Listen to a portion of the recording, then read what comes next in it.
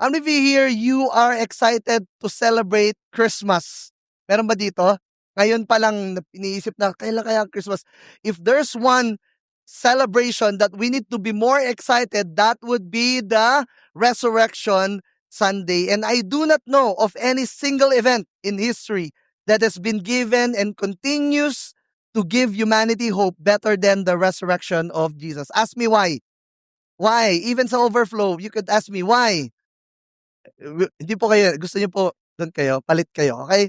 Because we are guaranteed death and we can have eternal life. And that's why this is the reason why we celebrate, because Jesus is not dead, Jesus is alive. Can we just give a round of applause to God for His goodness and faithfulness? Jesus is not dead, He is alive. So open your Bibles with me. We'll go straight to the message today in 1 Corinthians 15, verse 12 to 19. Can I invite everyone to all stand in reverence to the word of God?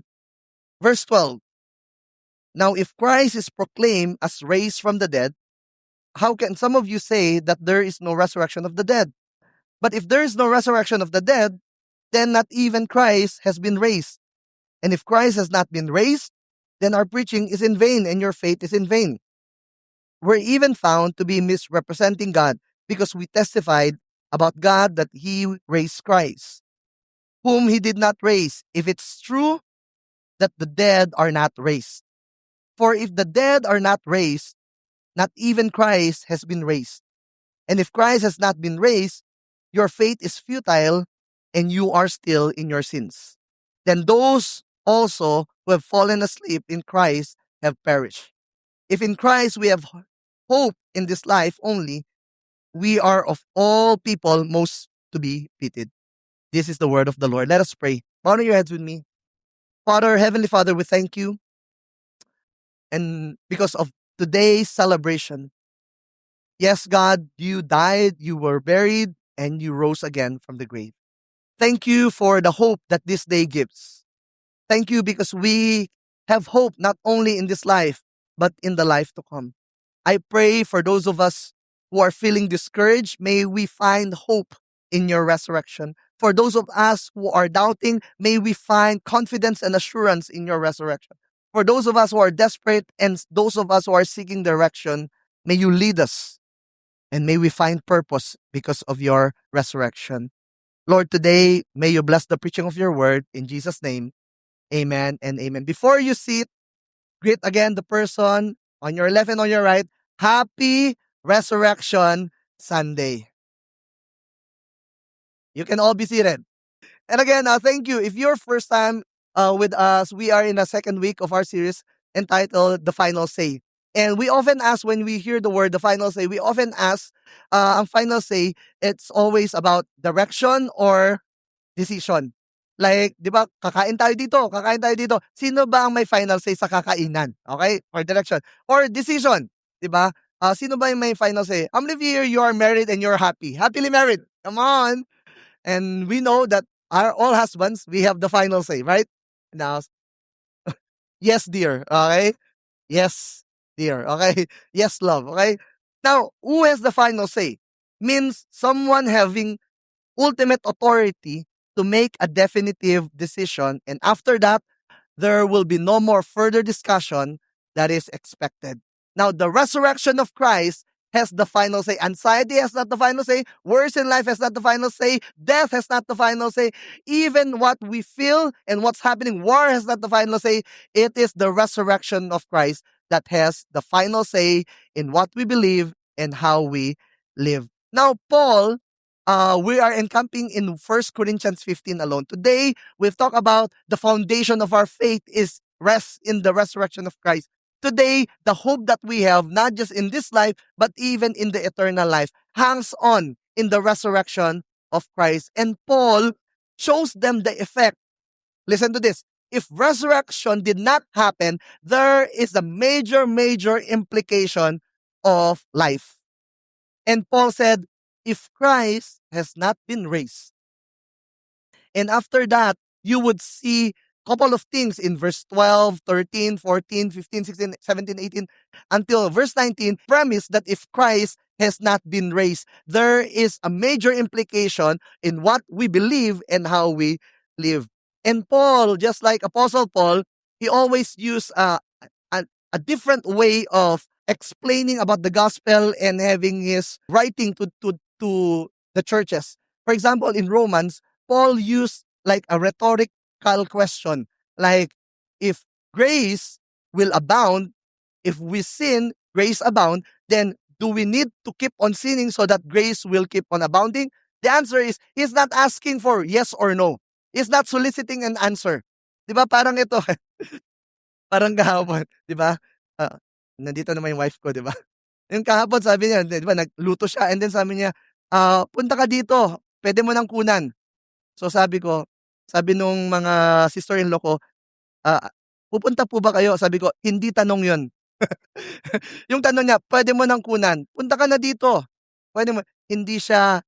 Kukunan mo ba? Ganon yung sabi niya. Kukunan mo ba? Hindi siya tanong. Kukunan ko talaga. Okay?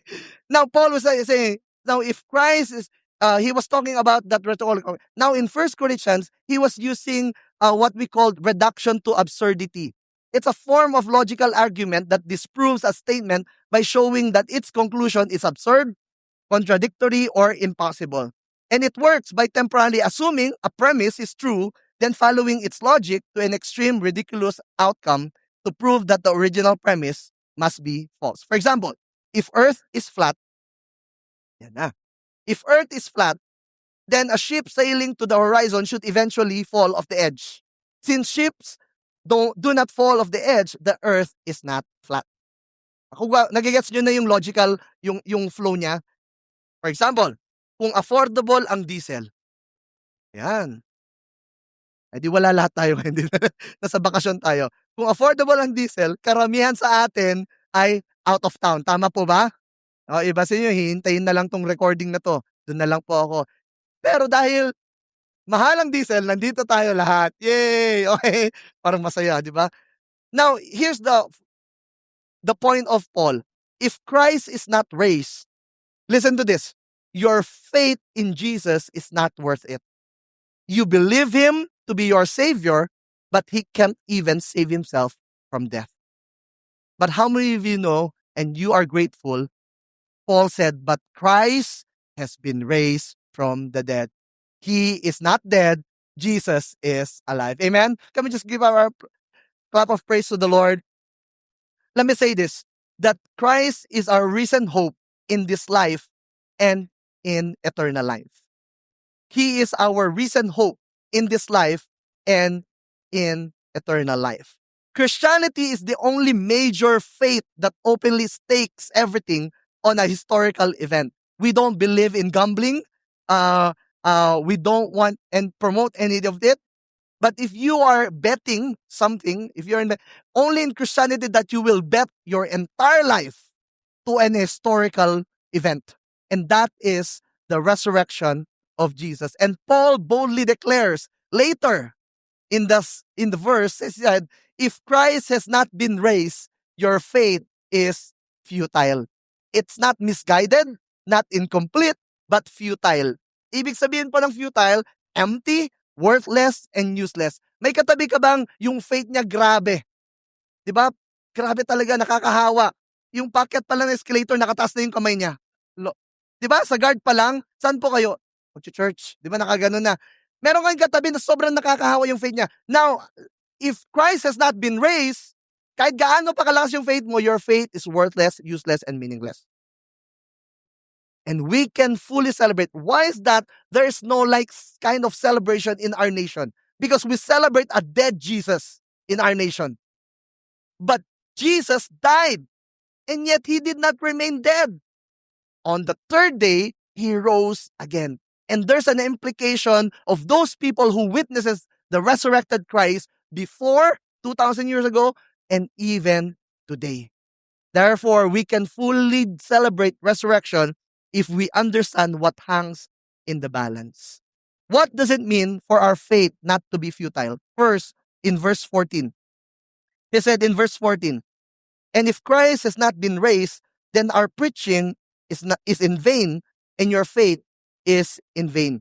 If resurrection did not happen, our preaching is in vain. It means meaningless. It means useless. Do you have someone beside you na grabe mag-preach? 'Di ba pagkasakay sa Grab, "Kuya, save ka na po ba?" 'Di ba? Yung namamasada, gusto ko lang naman mamasada, 'di ba?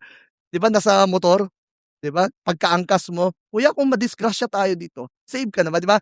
Meron tayo grabe, but your preaching is useless, it's worthless, it's in vain if Christ is not resurrected. If Christ stayed dead, the apostles preach a lie message. The gospel becomes false advertising. Alam niyo po yung false advertising? 'Di ba sabi nila, "Bilhin niyo po ako sir, magpapaputi." Ba't kayo nakatingin sa'kin? Hindi nag-work, hindi joke lang, okey. Paputi po 'to. False advertising. The faith becomes misplaced optimism, parang positive thinking lang, and it has no power. Imagine this, in a stadium, in a conference, for example, campus conference or Go conference. Imagine this, the crowd waiting and people, and a speaker walks up and the microphone, he got the microphone and the microphone isn't connected. No power, no sound, no effect. And the same goes when it comes to resurrection. Without resurrection, preaching is just words without power. With resurrection, preaching becomes God's announcement that death has been defeated. Part of the gospel is not just Jesus died for our sins, he was buried. He did not end there. Part of the message of the gospel is the resurrection of Christ.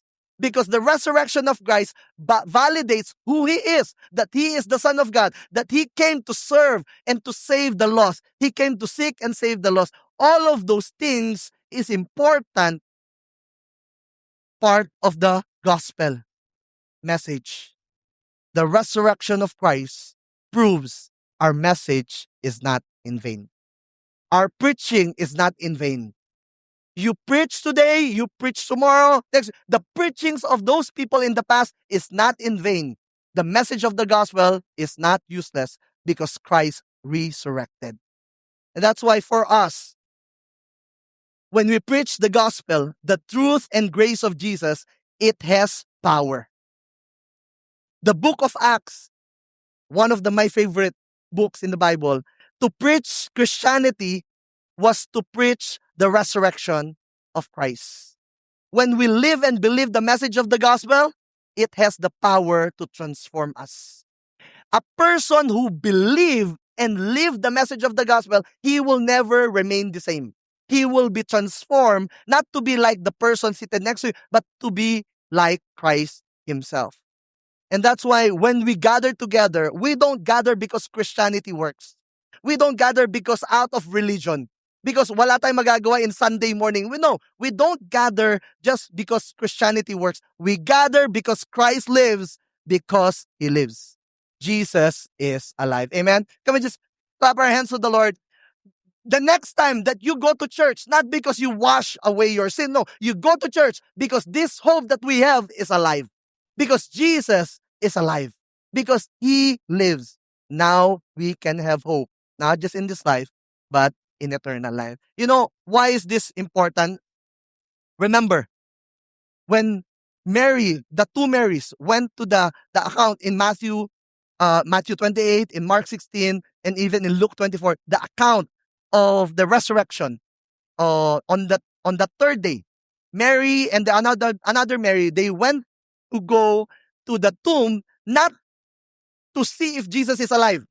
Hindi po, pupunta sila doon to bring spice out of tradition. And where can you find the disciples? There cannot be found. There were nowhere. The disciples veer away, went back to their old ways. But the resurrection of Christ validates of who he is and what he claimed to be. I'll go back later in that statement. What does it mean for our faith not to be futile? Second, in verse 17, if Christ has not been raised, your faith is futile and you are still in your sins. Say that with me. And you are still in your sins. This is the worst news ever. This is so devastating.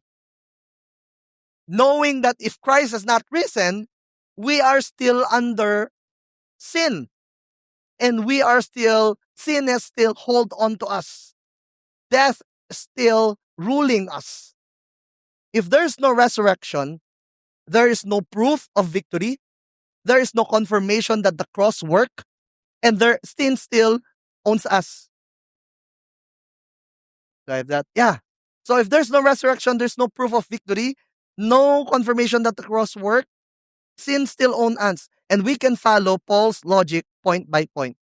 Dadaan-dahanin ko po. If there's no resurrection, then Jesus did not rise from the dead. Kaya pa? Okay pa po tayo? Kuha pa natin yon? Thumbs up lang. Amen. Okay, good. If Jesus did not rise from the dead, then death has power over him and defeated him. If death has power over Jesus, he is not God. If Jesus is not God, he cannot offer a complete sacrifice for sins. Let me pause. Because in order for you to satisfy the requirement, you need to be fully divine and fully human. And if Jesus is not God, then he cannot fully satisfy the requirement of the law. If Jesus cannot offer a complete sacrifice for sins, then our sins are not completely paid for before God. If my sins are not completely paid before God, then I'm still in my sins. Therefore, balik tayo, if Jesus is not risen, he is unable to save. We are doomed to hell. But how many of you glad that on the third day, Jesus rose from the grave? Amen? Sometimes we need to understand how devastating and how worse could it be if Jesus did not rise from the dead for us to celebrate and for us to thank Him. Lord, thank you. Hindi ka natulog lang doon. Diba? Nabuhay ka. Kaya po, Pasko ng muling pagkabuhay. There's a celebration. Why? Because He resurrected from the grave. And that's why last week, I'm so tempted to preach on this last week in verse 4, 1 Corinthians 4. Let's just go back. 1 Corinthians 4, he said that he was buried and that he was raised on the third day in accordance with Scripture. There are a lot of many things that we can learn about the resurrection. And there are many theories. Listen to this, friends. Many people will not debate on the birth of Jesus. Right? People will not debate that Jesus died. They will debate on Jesus' resurrection. And there are many theories na hindi raw talaga resurrected Christ to. Yung isang theory raw doon ay yung isa ay may kadouble si Jesus. Nung ipapako na siya sa cross, pause, cut, direct. And then pumasok yung kadouble. Tapos yung di ba nakakatawa, di ba? May kadouble. Yung iba raw, maling tao pala raw yung pinako nila. Ibang Jesus. Kasi normal yung Jesus that time na name. Iba raw. Yung isa naman raw, nawala siya sa tomb kasi tinago siya ng mga disciples. Why is that there are many people trying to invalidate the resurrection of Christ? Why? Because if Christ resurrected, then the resurrection of Christ has the final say. The resurrection of Christ validates who He is, what He claimed who He is, and what He came to do. That's why going back to the verse, He was raised on the third day. Say with me, on the third day. On the third day. For us, on the third day, what's the implication for us? We don't understand. But for them, the focus is on the third day. Say, on the third day. An average walk for a day in biblical times is 8 hours. A walk of 32 kilometers. Hebron to Bethlehem. It's like Santa Mesa to EK. Alam niyo po yung EK, Enchanted Kingdom. Huwag natin gawin ngayon, okay? Going there, it's 8 hours. 32 kilometers. So for Jewish people, 3 days for the Jews, for us 3 days, we don't have any idea about 3 days. But 3 days for the Jews, it means a completion of journey. 1 day trip going to one day to finish what you need to accomplish, and another day to go back. So for you to go back after 3 days, for them, completion of a journey. What I came to do, it is finished, it is complete. That's why Jesus was raised on the 3rd day. It means Jesus has completed his mission. What is his mission? He came to seek and save the lost. That's why on the last breath of Jesus, John 19:30, Jesus said, he received the drink and Jesus said, it is finished. Say with me, it is finished. Mas maganda po in the Greek, tetelestai. What Jesus said? Tetelestai. And with that, he bowed his head and gave up his spirit. It is finished. Tetelestai. Diba? Tapos na ba yung service? Hindi pa. Hindi pa tetelestai. Diba? After the service, tetelestai. Diba? Now, for them, the word tetelestai used different. Parang sa atin, mahal. Mahal? Mahal. Mahal. Iba-iba yung word. Diba? Depende kung saan mo gagamitin. Mahal ko. Ang mahal niyan. Na, diba? Mahal na value. Now, for them, tetelestai uses in different contexts during their time. For a marketplace, tetelestai, when you go to a market, they use the tetelestai, a dandil, like a negotiating, diba? How much is this? 200. O, pwede bang 20 pesos? 150. No, 100. Tetelestai. Dandil. No more haggling, no more negotiation. Tetelestai. In bank, alam niyo naman po ang bangko, di ba? If you loan a mortgage or loan, if someone paid in full, sasabihin nila, tetelestai. You don't need to pay anymore, tetelestai. Di ba? And even in the sacrificial system that time, high priest offering sacrifice once a year in the Holy of Holies. A high priest will come into the 3rd place, the Holy of Holies, to sacrifice the atonement of sin for everybody. That's why when Jesus said, tetelestai, the sacrifice has been made. No more additional sacrifice. Even if you mean it, there is no more additional sacrifice to what Jesus has done. Tetelestai. Jesus was raised on the 3rd day. It means Jesus has finally completed his mission. That's why, friends, Christ's death, it means it is finished. Our debt has been paid in full. Come on. In short, parang di po kayo masaya. Gusto niyo dagdagan yung ginawa ni Lord para sa inyo? Hindi na, our service to God is not to pay any of the debt that we've counted. Tapos na po. Actually, it's more on, it's an insult in the eyes of God if we add on a little bit of our works to his perfect sacrifice. Tetelestai, right? It is finished. But the enemy will tell you, what's your evidence that it is finished? What makes you confident that the sacrifice on the cross is work? Because Jesus is not the first person who experienced the crucifixion. Every year, the Roman empire, from the Assyrian and then to the Roman, they've perfected the crucifixion na hindi mo kailangan ma-hang on the cross. They perfected. It's not the only time that someone need to carry the cross. Every year, there are people who are carrying their cross. It's not the first time that someone died on that cross. But what makes the crucifixion, the death of Jesus Christ, work? Our debt has been paid in full. And that's why many people, they are so embraced and soaked to the idea that Jesus died for them. Yes, Jesus died for you, but he did not remain dead. Why are you celebrating the dead Jesus? He did not remain dead. He died. And yung death niya, it is finished. You know what the resurrection means? Christ's resurrection means it is accepted. That the payment of our sin is accepted by the Father, Son, Holy Spirit. The payment for our sin is accepted. It means our receipt was given of the full payment. So, no matter how, hindi po ako galit, okay? No matter how much you struggle with sin in this life, no matter how the devil tries to condemn you and accuse you, remember, Christ already paid for the penalty of your sin, and remember, the resurrection of Christ is your receipt in this life and the life to come. Para mas maintindihan natin, ano po yung receipt na sinasabi mo? Alam niyo po yung supermarket.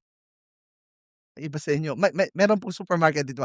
Hindi po lahat ng supermarket. Di ba punta ka supermarket and you will buy something, right? You will buy groceries and all. Binili mo. And then punta ka sa counter, binayaran mo. There are some supermarket or groceries, before you go out, a guard or someone will check and they will ask, where's your receipt? And sabi mo, di mo ba ako kilala? Okay po, yung receipt niyo po. Nag-church ako dyan sa taas. Okay po, nag-small group ako. Nag-1 to. Tapos ko na nga yung leadership one. Okay po, receipt niyo po. Nasaan yung receipt? Nasaan yung katunayan at ebidensya na yan ay binili mo at bayad na? Are you here with me? Right? Now, Christ already paid the penalty of our sins. Thank you, Lord. Tama ba? And the enemy will tell you, talaga bang bayad na? What's your assurance? Our receipt is the resurrection of Christ. Hold on to that receipt at isampal mo sa enemy. Yan yung receipt. Tama? How many people, how many Christians, they know that Jesus already paid the penalty of their sins, and as if they live their life as if patay si Lord. Na kailangan ba nilang bayaran? And the enemy will try to kill, steal, and destroy. The enemy will try to remind you of your past. I know what you did last summer, part 1, part 2. Marami po. And how many of us, we are clueless about the power of the resurrection? So ano yung meron tayo in this life? We have the receipt. Hold on to that receipt. Every time the enemy will remind you of your past, remind him of his future. He has been defeated. And he has been stripped away, and there is no power of death that holds you. Amen? The resurrection is God's receipt that the payment of Christ's blood was accepted. The resurrection of Christ secures our salvation. It's not just our message is not just in vain, but our salvation is secured. The cross worked. Praise God. We were forgiven and we are forgiven. And that's why for us, today is a reminder that we don't need to earn or pay for our salvation. The starting point of our salvation is not what we did. The starting point of our salvation is not I. The starting point of our salvation is in what He did. Because of what He did, because He lives, now we can have hope, not just in this life, but even in eternal life. Resurrection means that our sin has been paid in full. Praise God. Guilt and shame cannot remain. Guilt and shame has no more hold on us. And death is defeated. You don't pay for it. Empty tomb means we can have a full life. Not just here on earth, but even eternal life. Matthew 28 verse 6 says, He is not here. He has risen just as He said. Say that with me. Just as He said.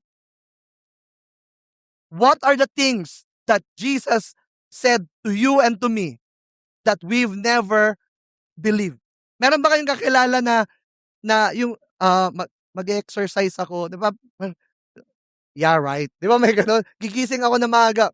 Yeah, right. May mga kakaibigan ba kayo na mahal naman kayo pero hindi naniniwala kagad sa inyo? Sinabi mo pa. How many times that Jesus said that I will suffer, I will be persecuted, and I will die? How many of you know that many of the disciples, they did not believe Him? In that Last Supper, sabi niya, okay, this is important. I will die, and ano sinabi? Kinonfront siya ni Peter, Lord, sabi niya, Lord, parang wala kang faith. Di ka mamamatay. Ano sinabi ni Jesus niya? Get behind me. Get behind me, Satan. Did the disciples really grasp and embrace that the idea that Jesus is the Son of God? That Jesus will die? No one wants Jesus to die. And yet, His resurrection, listen to this, validates who He is and what he came to do. If you look at the account, Matthew, Mark, Luke, even John, the disciples did not wait in that tomb for that third day to come. The disciples went back to their old life as if Jesus is the the purpose and the kingdom of God is there, died. Even the two spice girls, they will bring spices. Spice girls sila. The two spice girls, they did not go there because Jesus is alive. No, they were amazed because the stone was rolled and Jesus is no longer there.